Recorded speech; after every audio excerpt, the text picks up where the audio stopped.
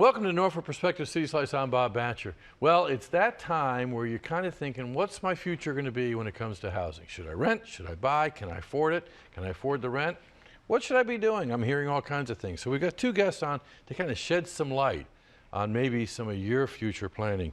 Harvey Belisali, realtor with the Real Estate Group. How you doing? Fine, thank you, Bob. And Joe Kersey, senior mortgage banker with Atlantic Bay Mortgage Group. How you doing? Great, thanks. Okay. Buy or rent? Who wants to answer that one first? Since Joe's the mortgage banker, I'll let him open with that. At this point in time, it'd be buy. I was talking to Bob. So, when did you buy your first house? Under Jimmy Carter's presidency in the 1980, 13%. 13% interest rate. So over the last 40 years, the average rate has been 8%. And currently we're seeing rates still under 4%. So even though they've ticked up maybe 1/4% in the last year, they're still historically low. So by comparison, when you bought that house back then, the amount of interest you paid over the life would allow you to buy 2 of those houses. Whereas now, based on the interest in the equity build, it definitely makes a lot more sense to try to own a home. The average rent in Norfolk is $1,071 a month. If you could buy a $200,000 house, your payment would be around $1,200, $1,250 a month with taxes and insurance. If you hold that property for 10 years, the math comes out to be that you end up with about $70,000 of equity in net cash at the end of 10 years versus nothing at the end with the renting. So while your monthly payment might be a little cheaper on the rent side, the fact that you're building equity at these low interest rates is really what is the driver of the home ownership and why you want to try to own versus rent. Convince me. Let me pick up on that. Yeah. In 35, the difference between renting and owning is usually 35% cheaper to own in the metropolitan areas, and in all 100 metropolitan areas in the United States, the top 100, it's cheaper to buy than to rent.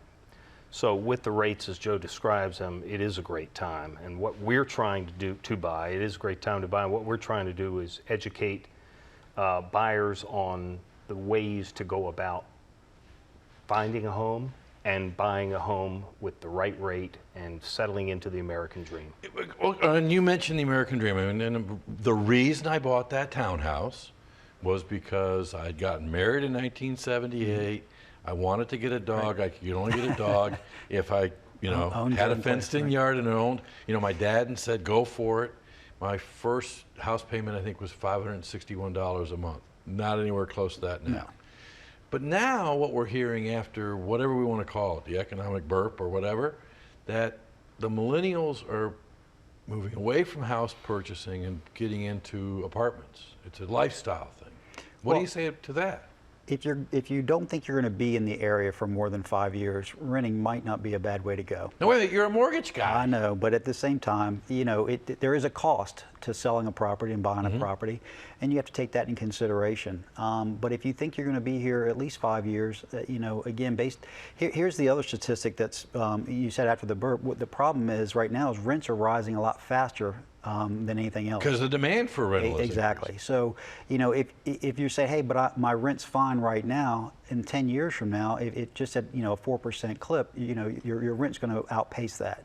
So that's again the other reason with the interest rates as low as they are, and the fact that houses are now starting to appreciate again. We basically hit the peak of the market was 2006 in terms of the house prices, and we bottomed out in around 2011, and some even say 2011 to 2013. But as the amount of foreclosures and short sales begin to come out of the market, you're starting to see house prices rise again. So that's yet another reason to want to take the step into home ownership. Okay, crazy idea. Because I was a renter for 12 years. Took advantage of the Obama program of getting a first-time home buyer. Got into a new house or a house. Crazy idea. I'm toward the end of my career time, and that I want a lifestyle change. Though my house could be a good rental property, so I have that option now, right? Exactly, and that's the other thing. I mean, if you're able to lock in at a 30-year fixed rate, right. I mean, then you're able to, down the future, like you said, if you decide, hey, I'm going to go live in a condo now or rent whatever, you now have the ability to rent your house out and not have to, have such a high threshold in order for you to break even or to actually make a profit every month. Okay, Harvey, Is he making you nervous here? No, he's not. We've been working together a while. As a realtor, Uh-huh. how do you prepare somebody for making that decision to buy? Let's take somebody who's in the workforce. Well, that's Like a that's firefighter or a police That's officer where or a we're teacher. about. Our workforce housing initiative is to find homes that are accessible and affordable for people who serve the community but can't afford to live in the community. And there is a great national crisis about people who live here, work here, make $37,000 as a starting firefighter or police officer, about $41,000 in Norfolk as a teacher. Where can they go? What do they do? Because they're serving the community, but again, they're priced out by the BURP and the subsequent raise in the market. What Joe and I are doing is inventorying homes, I as the realtor, through the MLS system, which allows me to find out that there are 232 homes in Norfolk now for sale in the price range of $150,000 to $200,000, Okay. which we would call, Bob, affordable housing Right. or workforce housing. And that term, workforce housing, means housing for people like firefighters, police officers, teachers who are essential to the community. Bus drivers, the maintenance people who work on those buses. Now, you've got a house at $150,000 at the going lowest interest rate off the top of your head. $1,000 a month. Okay, so you enter into it, and because you didn't make that car payment, or you didn't do this, you didn't do that, it all of a sudden creeps up on you, right? Correct. Because the interest rate is dependent upon. Credit score. So, I mean, and that's one of the things we want to do is there's a lot of people who can afford to, they don't ever miss a rent payment, but they can't seem to save. And we want to educate them. There are programs out there. I mean, the VHDA, this Norfolk Redevelopment of Housing. So there are programs out there that are going to get you that grant money that you may need to get you in without the down payment and then let you start to make the payment. So instead of paying the landlord, again, it's really a forced savings plan. I mean, if you said, hey, my rent's $1,000 a month and my wife and I have a goal, we want to save $100 a month, and put it into a savings account. Well, if you're owning a house, when you're making that mortgage payment, because now we don't have the exotic loans out there that are negative amortization interest. Thank goodness. I know. So, as an amortizing loan, you're basically saving every time you make your mortgage payment. And that's the beauty, and that's the thing. I mean, it's almost like a 401k for certain people. So 10, 20 years down the road when they go to sell, I mean, that money can fund their retirement, fund some college education and so forth, and that's really what you're trying to help build. And you have a better sense of community when you own versus renting. Right. much so. So let's say somebody's watching this and say, you know what, we just came off the holidays, we have zero money, we got a little bit of debt, a lot of debt, we got a car payment, we're making our rental, but we'd like to buy into the American dream. What should they start doing? Well, Joe and I are going to begin in January holding seminars for some of these workforce employees. We've been in touch with the Norfolk Public Schools, with the Benevolent Fraternal Order of Police, HRT. Our intent is to go to them and show them these are the steps that you need. The credit counseling, the credit improvement you'll need to make for the year before you even think about this as intently as you're thinking about it. But what we are trying to do is educate and assist, because it is a very tough road to go when you've got that. But if, as Joe says, they make their payments every month, when you do that in a home, and I love his analogy that it's a forced savings plan. And when you buy a home, you invest in that home. The neighbors are happier that home is sold rather than rented. It's more placid for the community at large.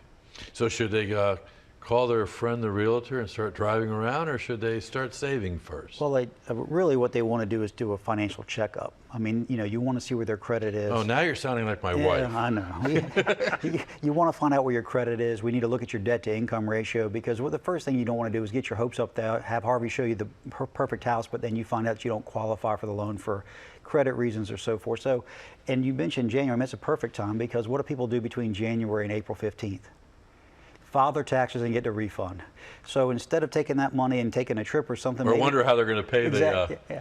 Well, penalty. that's how we figure out. Maybe we take a little bit of that money and pay off one of your credit cards, and now you're able to qualify. Or we're able to tweak your credit to now, instead of a 600 credit score, you have a 650 credit score, and now you might be eligible for other programs out there or lower interest rates. So, it's a good time to plan, where you're going to be. So again, some of these you know, in order to go from renting to owning, sometimes it takes a year, 2 years of, hey, we really got to, because as you know, it's like getting a bad grade in school. Once you get to try to get your average back up is very difficult. And so when you know, are late on a couple credit cards, and you know, maybe because of medical reasons or whatever the case may be, it takes time sometimes to heal those, and that's what we want to try to help do, so that we can get you out of the renting and into owning that way. So, yeah, you mentioned a year. I mean, that's, wow. So if you're into an apartment and you have a lease or something like that, then, you know, really look at that first. Certainly look at that first, but I think it comes down to getting some understanding of what this process is. You know, you just don't go buy a house. It's a long, involved process. And when your credit is shaky and you're not so sure, you're not going to put your foot in the water. And it's, as Joe says, it's a good time to do that. What we try to do is come in, whether it's a church group or a school group, we will come and talk to you about how it's done. Joe, with his deep knowledge of the mortgage business and the VHD and some of the loans that are available, as well as credit cleanup. And me with the properties, because I know where the properties are. Because as part of our workforce plan, we want to inventory these properties so that people can look at them. So they're not having to drive 25 miles or 50 miles to their schools to teach.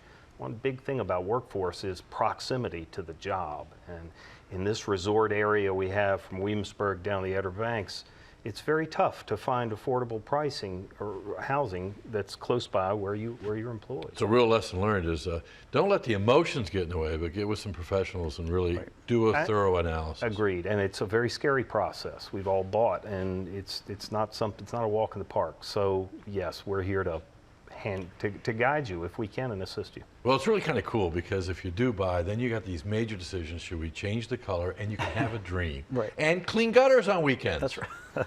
Thanks a lot for Thank really you. coming to the surface as to it's not that hard. It's a matter of doing some homework and getting with a professional. Yes, sir. And then get ready to clean gutters. Thanks for joining me. Thank you, Bob.